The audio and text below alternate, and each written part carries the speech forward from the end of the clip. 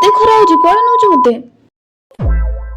hello guys मो ना होची लिपि आ वर्तमान मु मो घरे रहउची आ घर को आसला परे खाली त मते बुलिबा चिंता से खुशी रे आज आमे जाउछु आखंडणामणि सेठी को पहुंचबा को हेले हमको बाहरिबा को पड़िबो राती होची सेठी पे हम बाहरी जेतलु आ ये होची हम क्यूट गुगलु को देख साले वर्तमान आपण माने चूड़ी ऊपर फोकस करंतु बहुत सारे चूड़ी थिला सेठी बाकी मु नी की कोन करबी सेठी मु आकु बढ़ी आसली मो गुगलु रो मानसिक थिला त सेठी में पूजा कराउतला तो सेटा भी कंप्लीट हे गला देन हम पळे आसलु गोटे रूम को आपण माने केबे आखंडणामणि में जाईथिबे तले जानिथिबे जे सेठी बहुत सारा नोना थांती जांको घरे आपण मानको स्टे करबा को मिली थाए तापर हम सेठी बाहरी आसलु और देखलु गोटे बहुत सुंदर मूर्ति हिची शिव भगवान को जोटा कि एबे रिसेंट हिची फेरला बटरे पड़ला बिरजा मंदिर तो आमे भाबलु काहे की न ढुकी की जिबा दादा फेर देख हम पळे आसलु मंदिर भीतर को दर्शन बहुत भल से गला बिकॉज़ से टाइम टा बहुत ही भल थिला पूरा फांका थिला मंदिर आ किछि समय पर क्लोज मध्ये हे जातांदा तापर गोटे भल रेस्टोरेंट देख के आमे पळे आसलु लंच करबा पय बिकॉज़ बहुत समय दिला हम खाइ नथिलु लास्ट घटंगा दर्शन करी कि आ बोडबिल रो मोमो खाइ दे कि आमे पळे आसलु घर हियर दिस एंड गाइस देखा पुणी थे नेक्स्ट